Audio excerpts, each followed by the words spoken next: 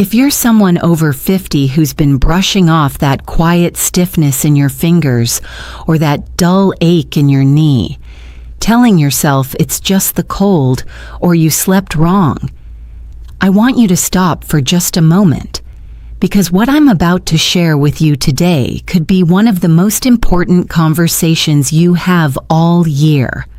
What's quietly showing up on your joints right now may not be just aging, and the X-ray doesn't lie. You wake up one morning and reach for your phone on the nightstand, and the moment your fingers close around it, something stops you. Not pain exactly, more like a stiffness, a resistance, like your knuckles forgot how to move overnight.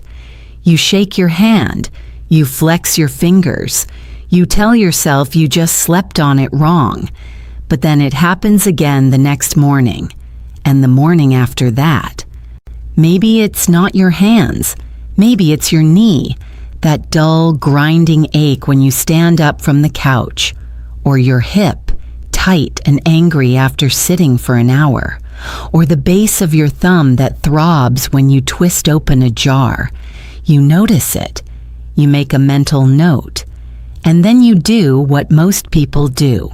You push through it. You carry on.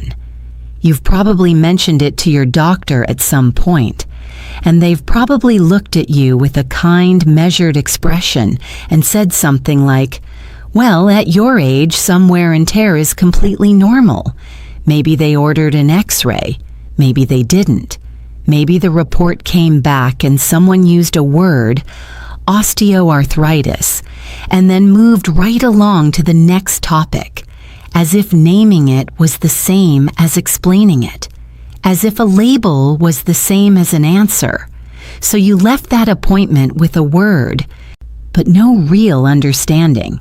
You went home, maybe looked it up online and found an avalanche of conflicting information, some of it terrifying, most of it vague. Take anti-inflammatories, lose weight, exercise more, rest more. You tried some of it. Some days were better, some were worse. And through it all, that quiet, creeping feeling stayed with you.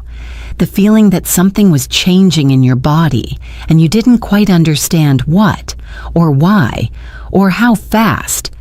Here's what nobody told you in that appointment. What shows up on your joint, on the X-ray image, in the bone structure, in the narrowing space between your joint surfaces, doesn't appear overnight. It's been building quietly, often for years, long before the aching became noticeable, long before you ever sat in that waiting room. And here's the part that matters most. The earliest warning signs are visible. A trained eye, someone who reads these images every single day, can see the beginning of this process before it becomes the grinding, limiting pain most people assume is just their fate.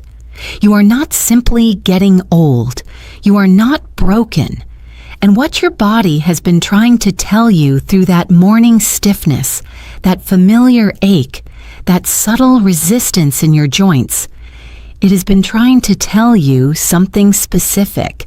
In this video, I'm going to show you exactly what that is and what seeing it early actually means for you. My name is Dr. Ivy Ellington. I am radiologist with years of experience in musculoskeletal and spinal imaging.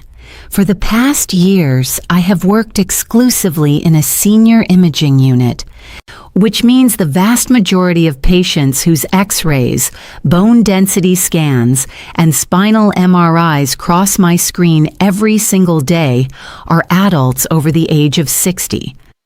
Every single week, I review imaging for patients who come in with joint pain, stiffness, or swelling. Many of them having already spent months, sometimes years, being told their symptoms were simply the result of getting older. And every single week, I look at those images and see something their previous doctors either missed, dismissed, or simply didn't take the time to explain. I'm not here to alarm you. I'm not here to sell you anything. I'm here because after 2 decades of sitting on this side of the imaging screen, I believe the single most powerful thing I can give any patient is clarity. An honest, unfiltered explanation of what their body is actually showing us. Because when you understand what the early warning signs of arthritis look like on a joint before the damage becomes severe, you still have options. Real one. Before we get there, drop a comment with your age and where you are watching me from and tell me about your experience. Click the subscribe button. Now, before I show you exactly what to look for, I want you to hold on to one question, because everything I'm about to share in this video builds toward answering it. Here it is. What if the sign that predicts serious arthritis, the one that determines whether your joint deteriorates slowly or rapidly, is already visible on an X-ray right now, and almost nobody is telling patients what it means? Not because doctors don't care, but because in a standard 10-minute appointment, there simply isn't time to sit with a patient or pull up their imaging and walk them through what the picture is actually saying. I want to tell you about a patient. She was 58 years old. She came to me after 3 years of intermittent knee pain. She'd had 2 X-rays taken at her GP's office in that time. Both times she was told the results were unremarkable. Both times she walked away relieved and confused because the pain kept coming back. When I reviewed her imaging, I saw something immediately. Not dramatic, not catastrophic, but it was there. A specific structural change in the joint space, a subtle but measurable shift in the density pattern of the bone just beneath the cartilage surface. A sign that, in my experience, appears consistently in patients 2 to 5 years before their arthritis becomes significantly symptomatic. Nobody had pointed it out to her.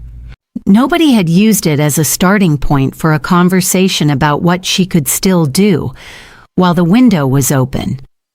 Within 6 months of catching it and adjusting her approach, her progression slowed. Her pain became manageable. She told me it was the first time in 3 years she felt like she had any control over what was happening inside her body. That sign, the one I spotted on her X-ray, has a name, and it appears in a very specific location on the joint.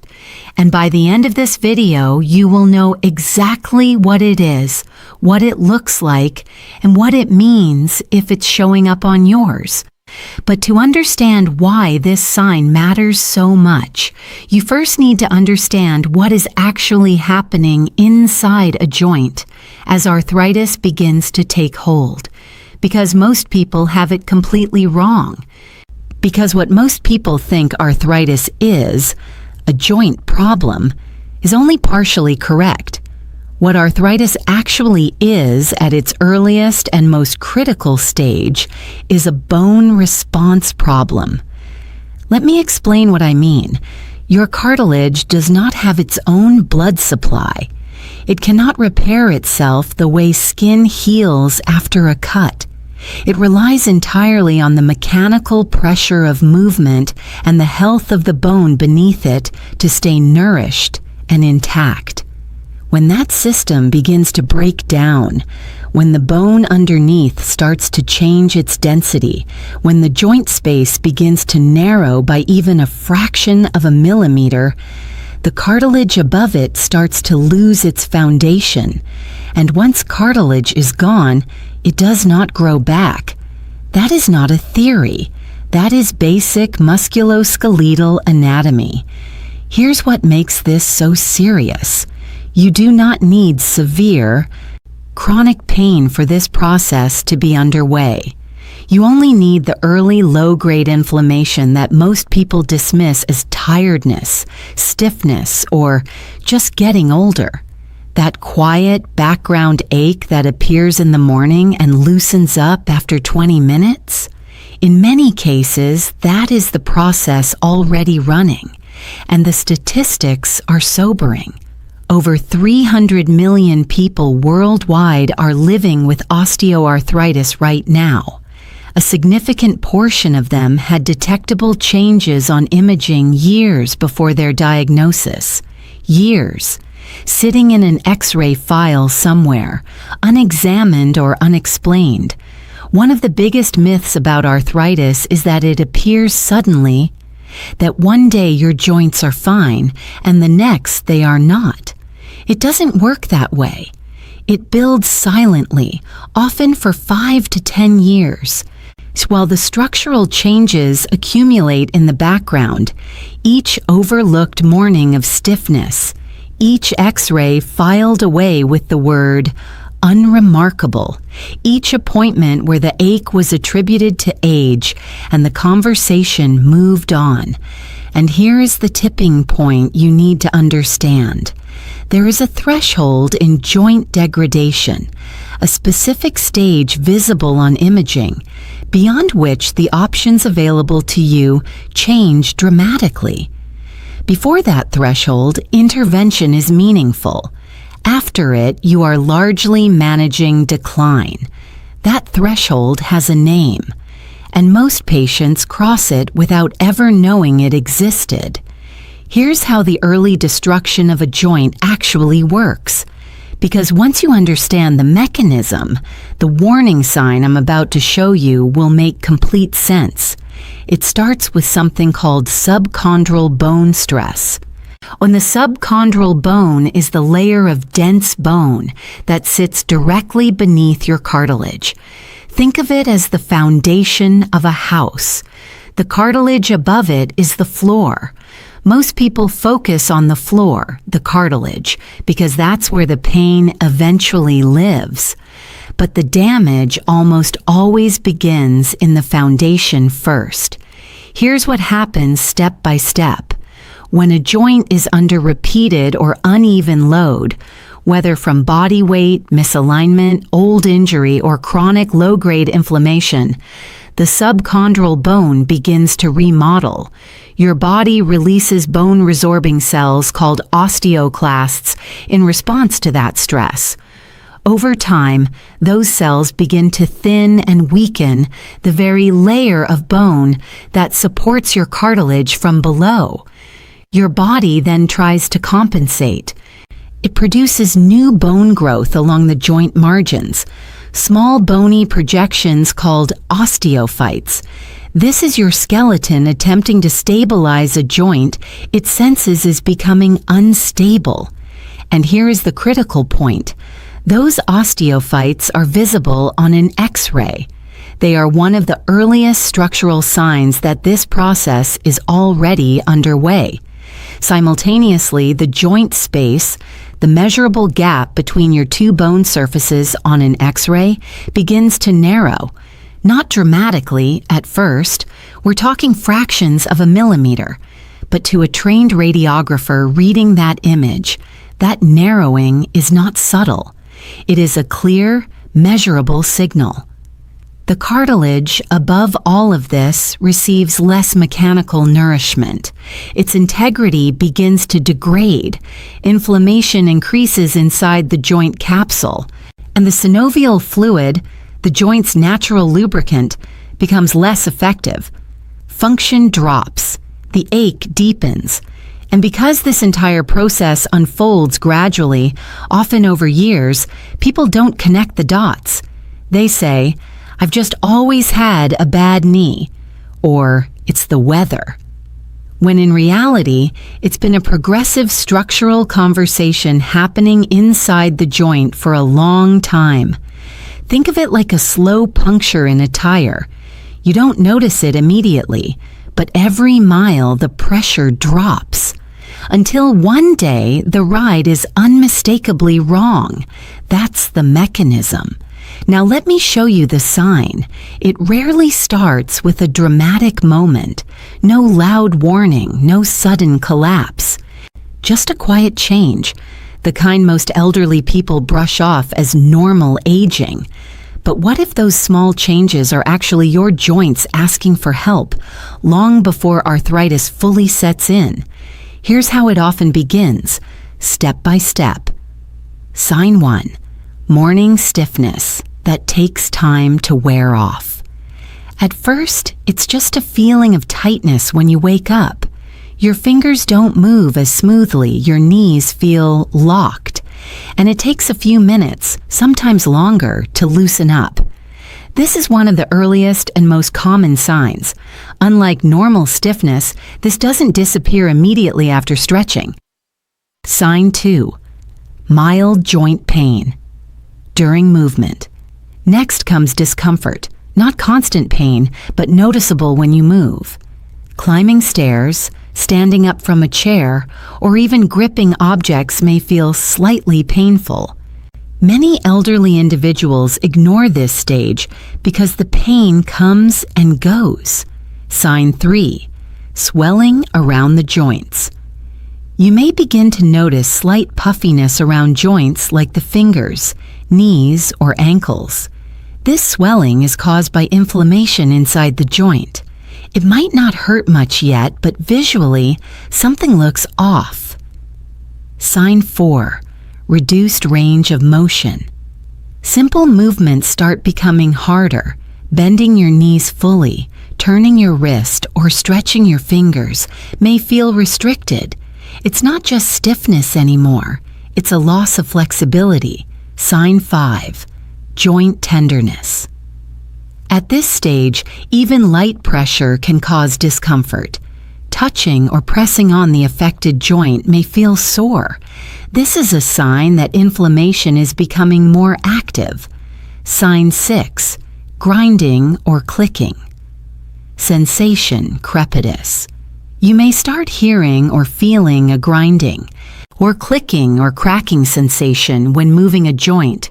This happens when the protective cartilage begins to wear down, causing bones to move less smoothly against each other. Sign 7. Persistent pain and fatigue. Pain becomes more frequent and sometimes constant. Alongside this, many elderly people feel unusually tired. Chronic inflammation can drain energy levels over time. Sign 8. Visible joint changes or deformity. In later stages, joints may begin to change shape. Fingers may appear twisted, knees may look enlarged, and movement becomes significantly limited. At this point, arthritis is more advanced and harder to reverse. These are signs you should look out for. Let me walk you through the 3 early warning signs I look for on a joint X-ray. The ones that tell me, before a patient even describes their symptoms, or that the arthritis process has already begun. Sign number 1. Joint space narrowing. The space between your bone surfaces on an X-ray should be consistent and measurable. When that space begins to reduce, even by 0.5 millimeter, it tells me cartilage is already thinning. Most patients are never shown this measurement. They're simply told the X-ray looks fine. It is not fine, it is early, and early is when action matters most. Sign number 2, subchondral sclerosis. This is a whitening, an increased density in the bone just beneath the cartilage surface. On an X-ray, it appears as a brighter, thicker line along the joint margin. It means the underlying bone is hardening in response to stress. Your skeleton is trying to compensate for a cartilage surface that is no longer doing its job adequately. This sign appears years before significant pain develops in most patients. Sign number 3, osteophyte formation. These are the small bony spurs that grow along the edges of a joint. They are your body's misguided attempt to stabilize a joint it senses is becoming compromised. When these 3 signs appear together, even subtly, the process is already underway. The joint is not broken yet, but it is speaking. And it has been speaking quietly, for longer than most patients realize. But here is what you can actually control, and this is where everything shifts. So what actually protects a joint once these early signs are present? What slows, and in some cases, measurably stabilizes the process showing up on that X-ray? Let me walk you through each one. First, subchondral bone support. Because the damage begins in the bone beneath the cartilage, not the cartilage itself, the first priority is reducing the inflammatory load on that bone layer. This means addressing the mechanical stress on the joint through targeted movement patterns that decompress rather than compound the load.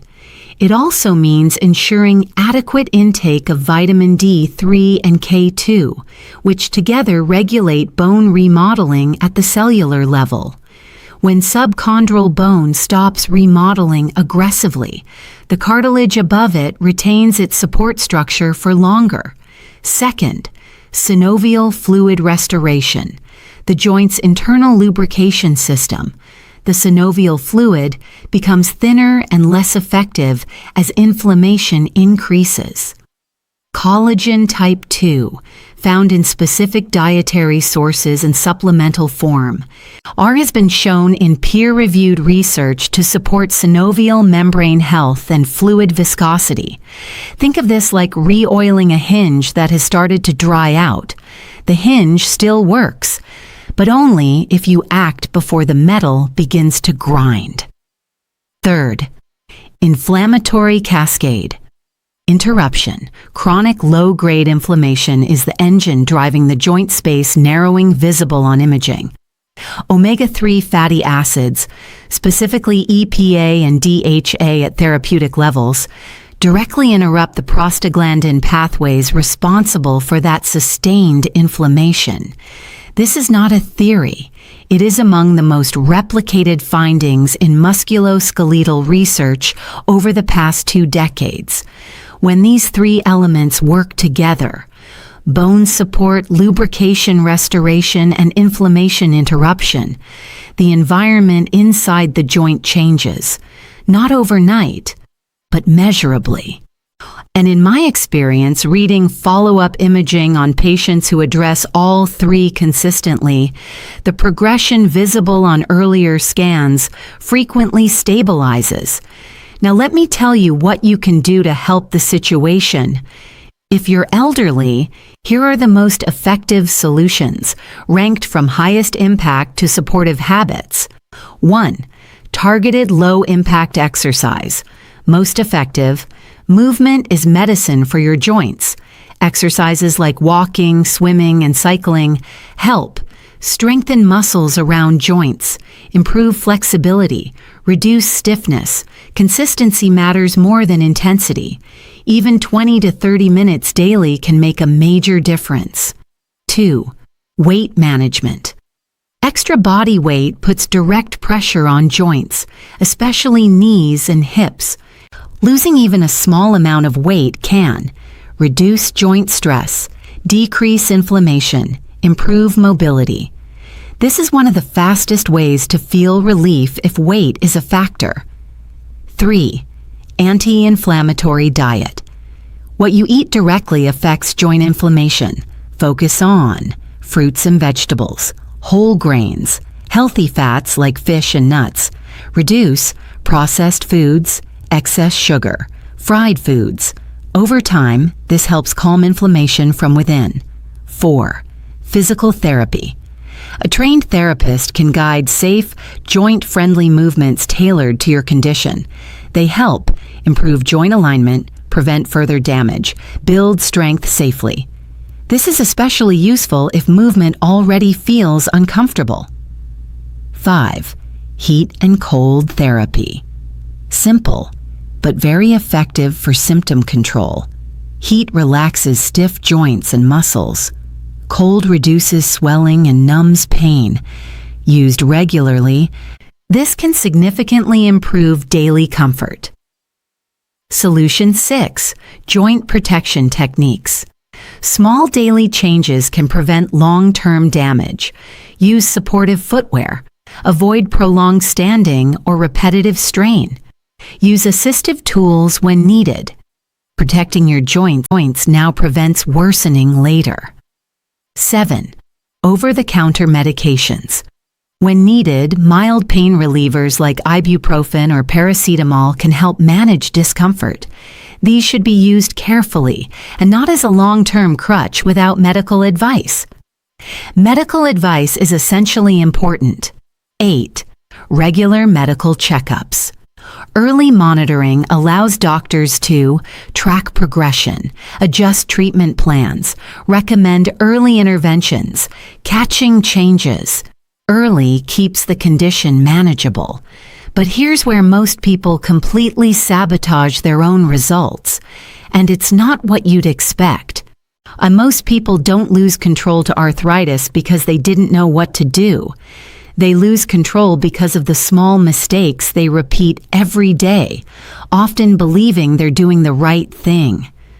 Let's break those down and correct them. Mistake number 1. It's just old age. I should ignore it. This is the most dangerous mindset. Yes, aging affects joints, but persistent stiffness, swelling, or pain is not something to ignore. Early arthritis can be slowed significantly if addressed early. Truth: the earlier you act, the more joint function you preserve. Mistake number 2. Treating pain as the target instead of the process. A lot of people think, I'll deal with it when it becomes serious. By then, joint damage may already be advanced. Movement becomes harder to restore. Most people wait until pain tells them something is wrong, then stop once pain quietens down. Here's the problem. Pain is a lagging indicator.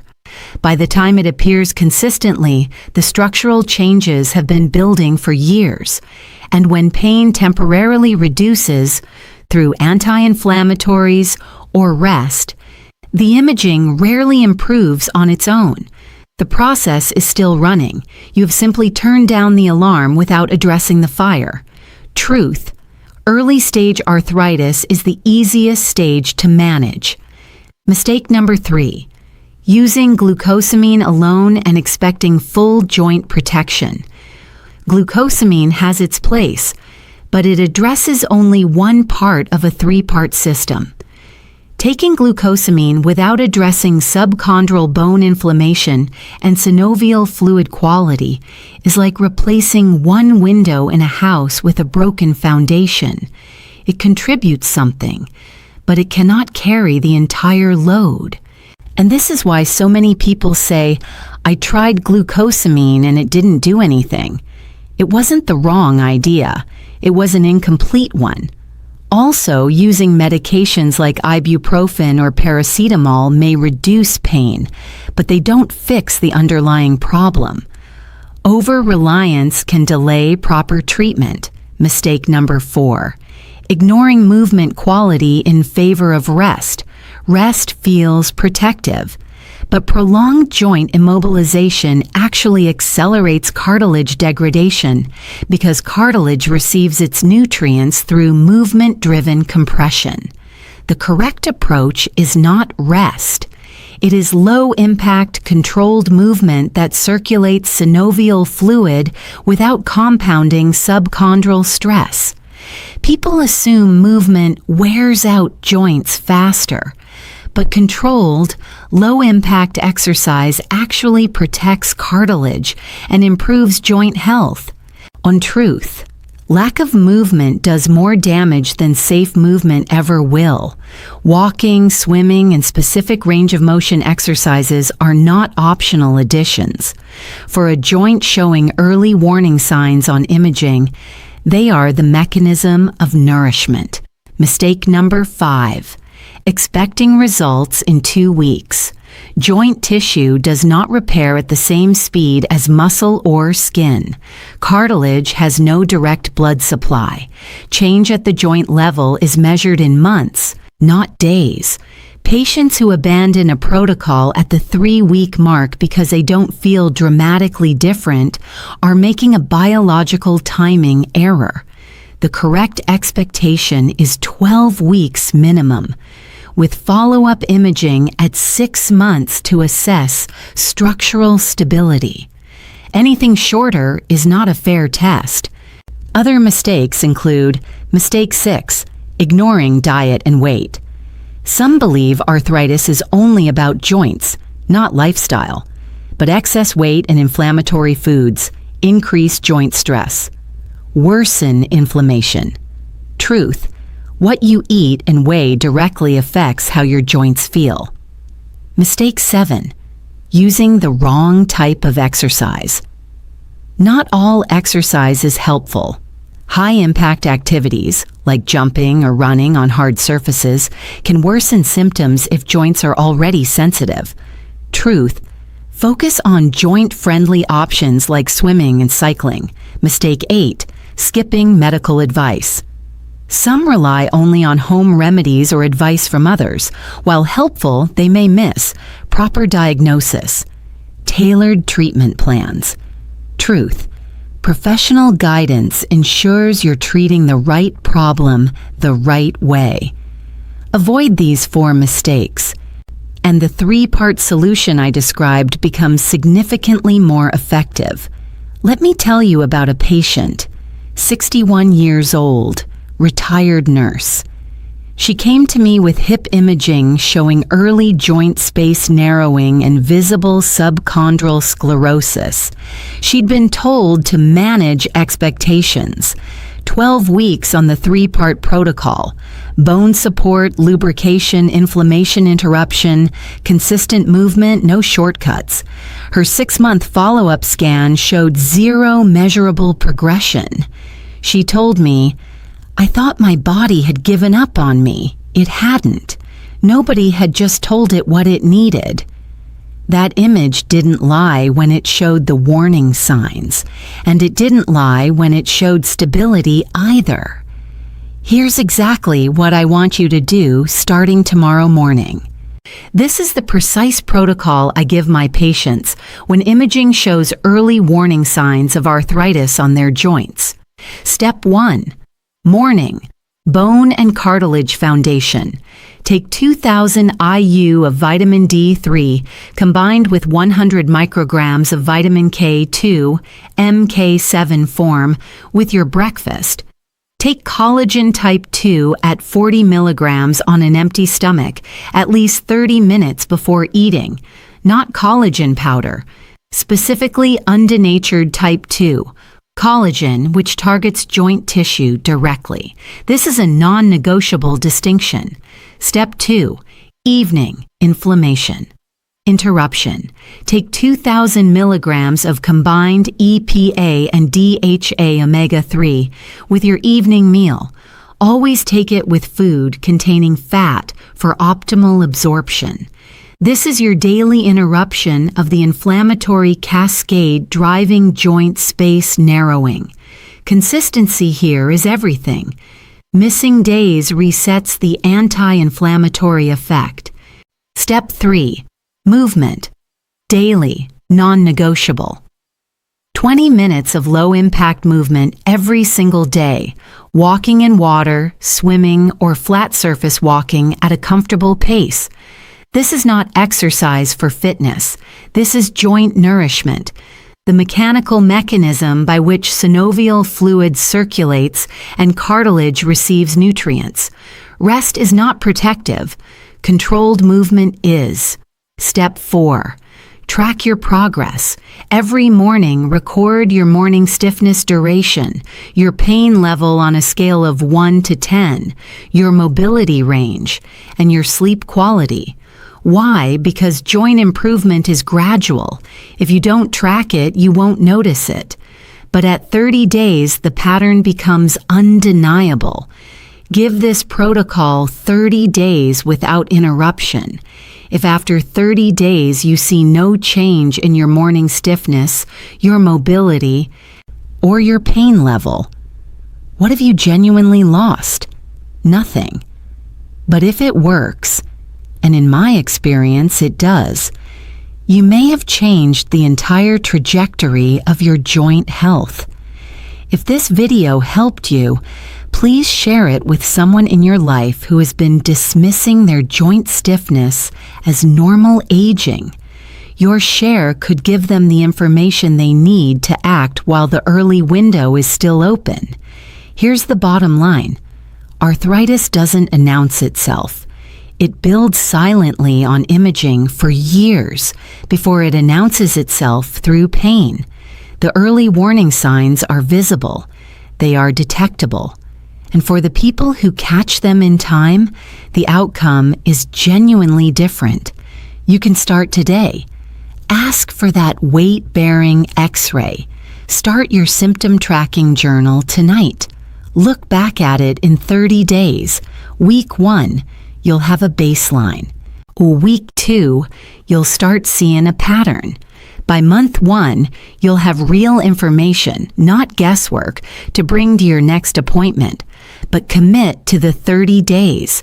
At the end, look back at where you started versus where you are. The evidence will speak for itself. Now I want to hear from you. Comment below. How long have you been dismissing your joint stiffness as just aging? I read every single one. Remember to subscribe. Take care of yourselves. You deserve it.